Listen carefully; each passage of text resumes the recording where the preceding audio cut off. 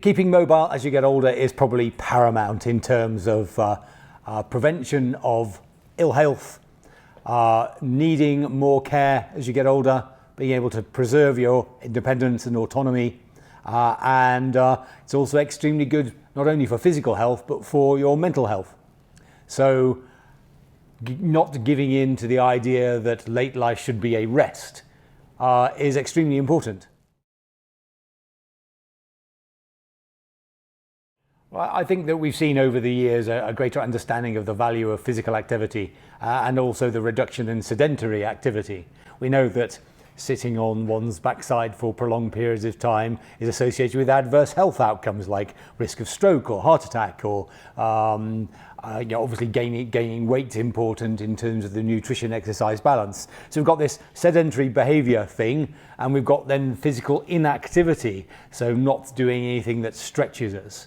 But you're right in that the idea of having a good rest and the idea of bed rest from a medical perspective was meant to be a good thing. We now know that bed rest is actually a bad thing for almost every condition. So we've moved from almost not enforced but encouraged and greatly encouraged, incentivized activity after many medical procedures, after say surgery or hip replacements. We've seen the idea even in middle age in terms of office culture at reducing sedentary activity. We have people with standing desks, people with treadmills under their desks so they keep active. So we've seen a great transformation in our understanding of the knowledge of physical activity per se. But then, of course, we know about the advantages from additional physical activity, that over and above normal activities of daily living.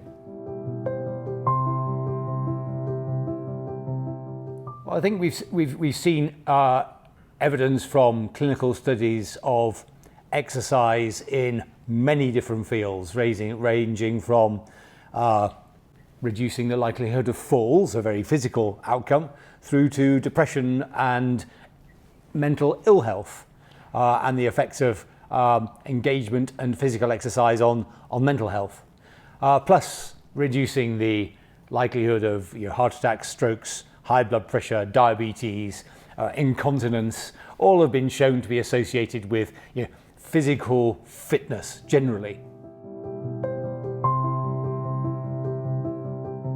If pre-existing mental ill health, such as depression, is associated with social withdrawal, much less activity, lethargy, anhedonia, that idea that nothing's enjoyable, so you don't do anything.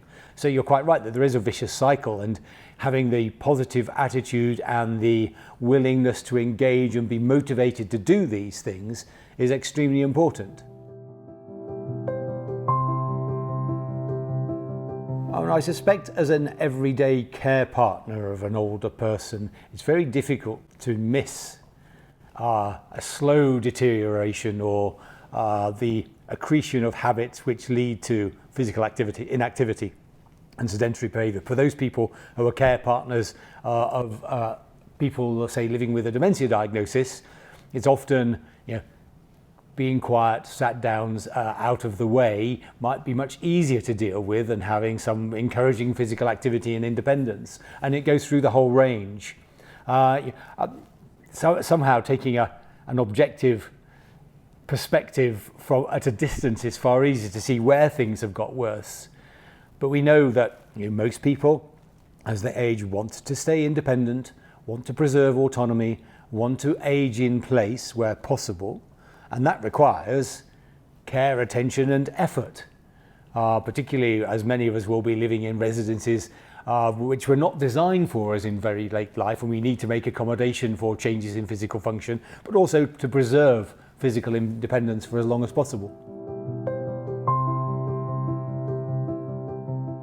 Oh, it's interesting, isn't it, that as many of us will have spent our working lives in relatively physically undemanding occupations rather than manual labour or agricultural work, certainly as technology's progressed, then we're not used to doing that. You might have spent time outdoors every day and spent a lot of physical activity as part of your work, but to continue and put extra effort in, having not been used to that, takes much more of a motivating can-do, should-do mindset. And then the move to increased social isolation, I guess. With demographic change, with many more people living in single households, it's very difficult then to engage or to need to go out and do stuff. It's far easier to not go out or not to do a task and get out and remain active. So community, again, rears its head. A sense of community is important, a sense of shared responsibility, the willingness to engage with others, because with every benefit of physical activity and preservation of mobility, doing it with other people makes it that much easier.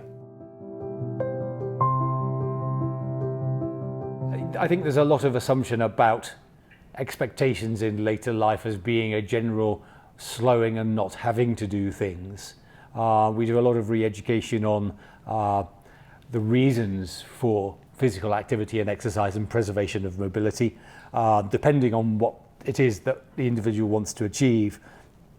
We do a lot of awareness raising about, not just about healthy aging, and activity and nutrition are part of that, but of also the benefit of engagement and how participation in groups makes adherence to exercise programs subjectively easier.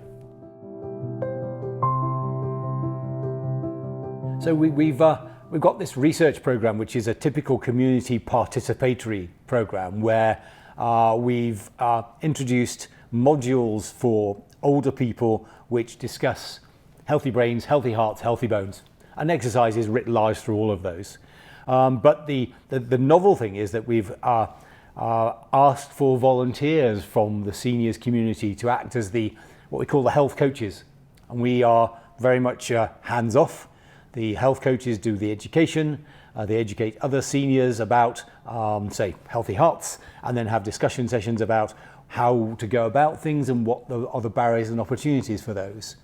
And we've shown that you can improve the healthy aging behaviours of community-dwelling older people, and not over the 12 weeks of the course, but then we've shown that those effects are sustainable up to a year later.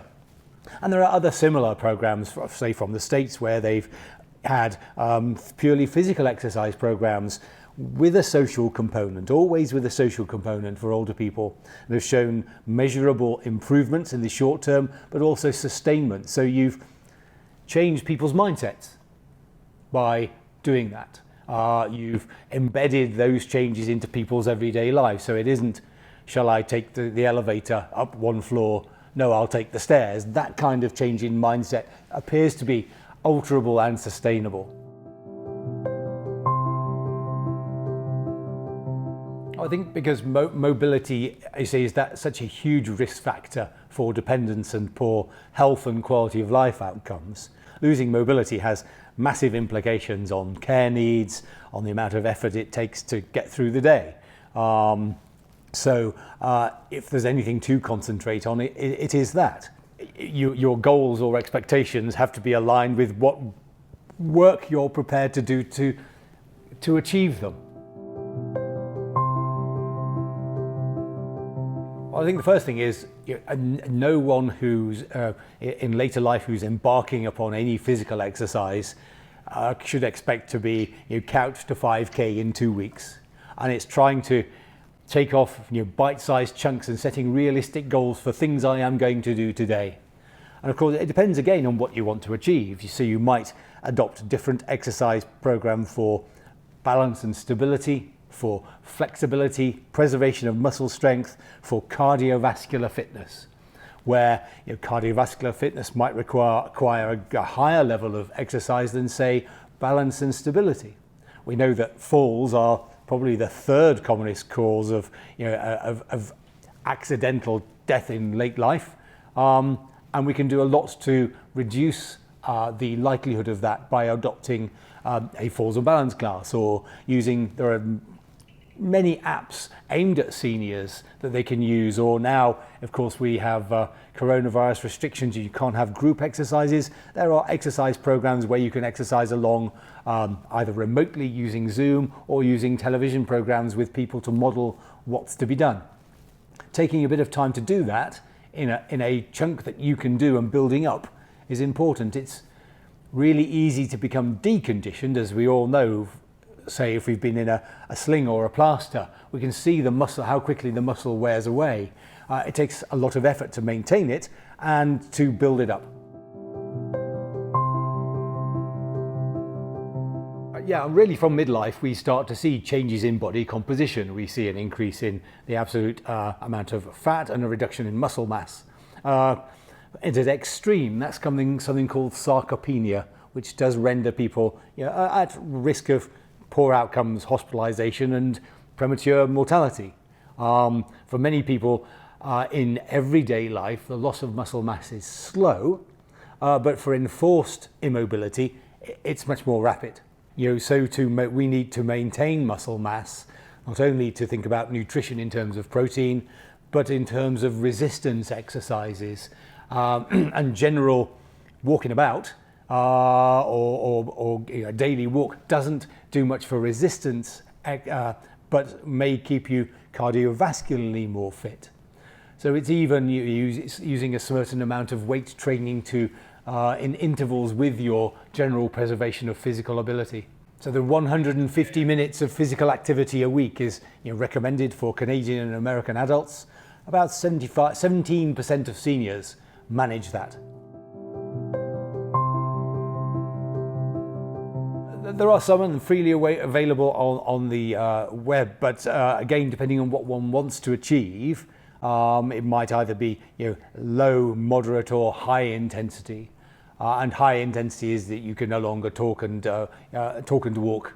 Your pulse rate's up. You may be a bit breathless, and that might be too much to achieve for many people. But the brisk walk, such that you can't talk easily, is a good rule of thumb for moderate exercise.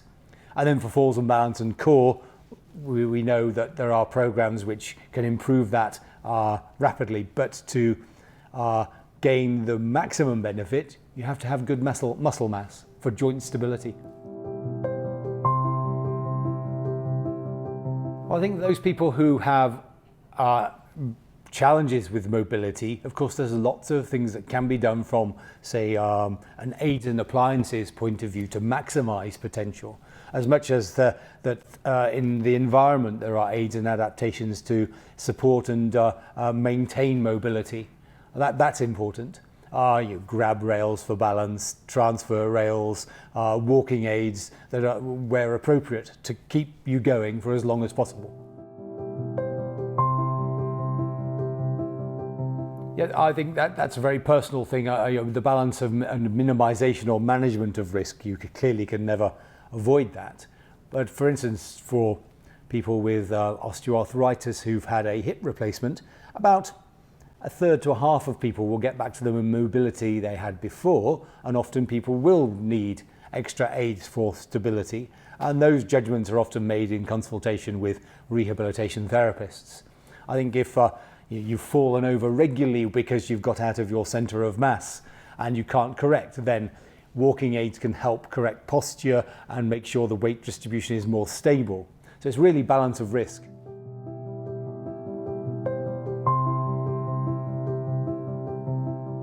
Unfortunately, I don't think anything beats adherence to prescribed exercise programs, and clearly they can be rendered safe with aids and appliances for mobility, but you need to put the work in. Unfortunately, there's no clever trends. There is some evidence around stability and core balance with the vibrating plates that you might have seen in some gyms and some other clubs. There's some data that those can be helpful, but otherwise it really does get down to physical exercise and supervised physical exercise and resistance exercise.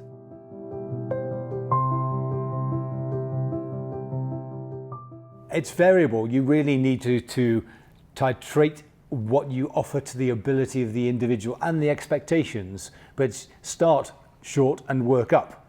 There's some evidence that a higher intensity interval type of approach might be better in terms of stamina, things that are designed to build up stamina, the way that, say, if you're training for a half marathon, you do things differently than if you were training for a sprint. I think there are programs which will build gait speed and stamina over time, and there are programs which are designed for core balance and stability that don't necessarily concentrate on those. Again, you need to work out what you want to achieve and then adopt the program which is best designed to achieve it. Maintaining independence in activities of daily living, including walking to the store if I have to because other means fail, would be a good yardstick in my mind. Reducing my risk of falling over, because I'm at much greater propensity to sustain an injury if I fall in later life. Those would be two key targets. There are a number, in fact there are many, of varying duration, varying intensity, starting from very simple balance, core stability, through to flexibility. There are hundreds of them. There are review websites of, say, the top 10 exercise programs for seniors available in apps. I think there's a plethora, and it's very difficult to judge quality, but many of them will use as a core evidence-based programs and then develop them from there.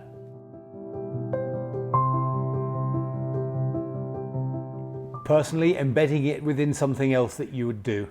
I think everybody finds either sitting on an exercise bicycle or running on a treadmill, quite frankly, tedious. But if you can engage with others in doing similar things, combine the exercise with a social experience, that makes it far more tolerable. Sometimes you just have to use the time. You might use the time to catch up on a box set or something that helps you achieve your goal to make it more palatable. People have many different ways of doing it, but embedding your physical activity minutes in a daily activity that you need to do would be equally important.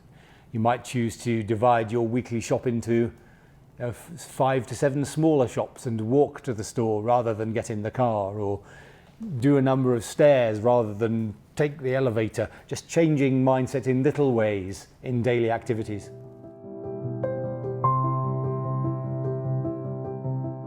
Well, I have a couple of colleagues, one who's in Europe who at age, I think he's 60 now, does Ironman at the extreme. So he's a champion in his age class. Again, people classify older adults as being a homogeneous, relatively inactive,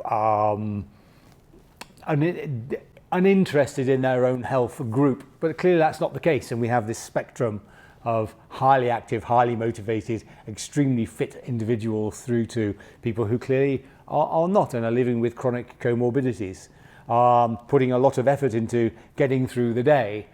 And it's how can you maintain the mobility for that group as much as the highly active group that becomes really important. You can start physically training yourself at any age. There's something around preservation of cognition, for instance. You don't have to have been at the gym from 20 years of age onwards. You can start in later life. Anything is better than nothing. When I'm hiking around in the Rockies, it's always great to see older people out and about, because if they can do it, I jolly well can. One's peer group, the people with whom one socializes, will be role models. And if everybody sat on the couch watching the hockey with a bag of chips and 3 cans of lager, that's what you will do. And it's trying to, how do you cultivate then a different mindset or encourage that group of people to do something differently? There are published ways and means of doing that. How can you incentivize people to change behaviors? And there are a lot of evidence on incentivization in healthcare, how you can encourage that. it's awfully difficult, and you need to have people who are willing and ready to change. There are great assessment scales on readiness to change in terms of healthy aging behaviours. We've seen people who are less ready to change in peer support groups.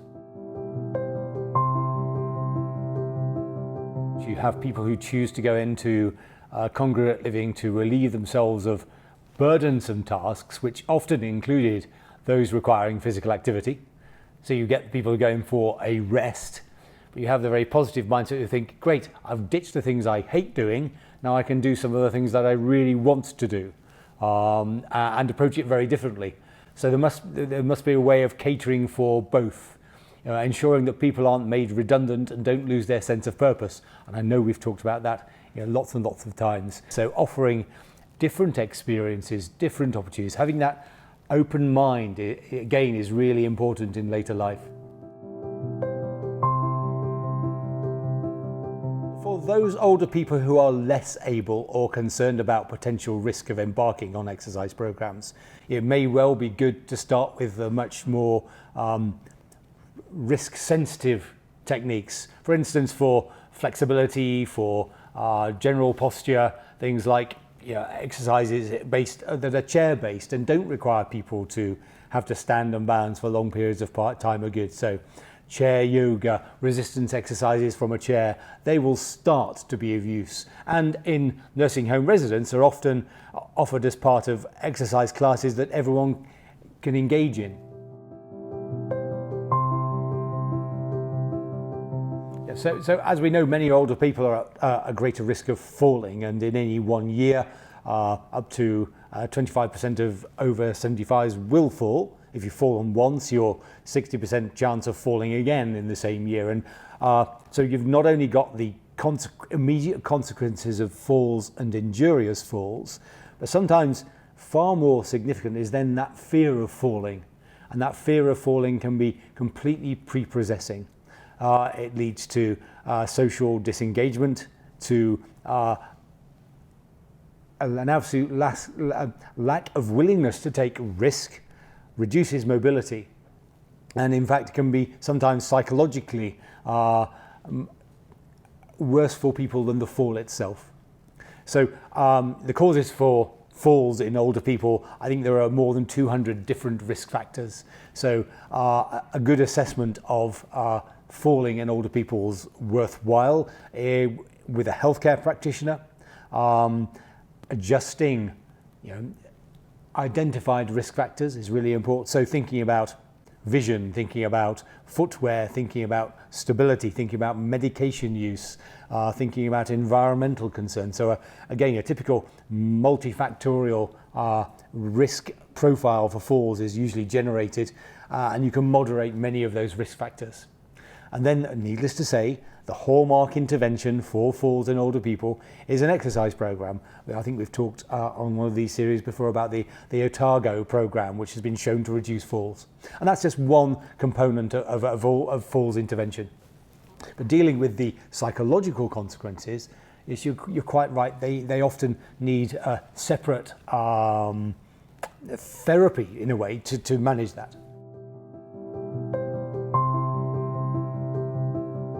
That old adage of the less you do, the less you feel like doing, and I think that's largely true. Might be a bit of old wives' tale, but certainly it's part of that mindset, and that positive can-do attitude is really important to maintain and inculcate into people.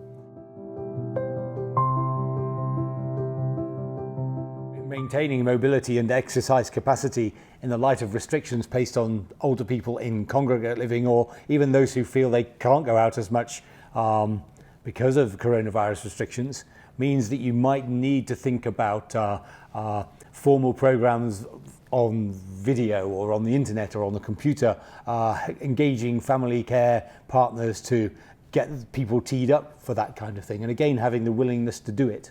Of course, we have an additional complication in Alberta with the winter, which doesn't really help either, so it's much more difficult to get out, and many of those things are probably just as valid regardless of coronavirus. If you're not keen on doing regular programs, it's part of changing that mindset is, okay, I'm not going to take an elevator, I'm going to take the stairs. I might even once or twice a day just do the stairs for no real good purpose. It may be standing on the stair, holding the banister and raising your body up and down with simple calf raises. That's resistance exercise. Using your body weight rather than having to buy weights or those things that you strap around your ankles.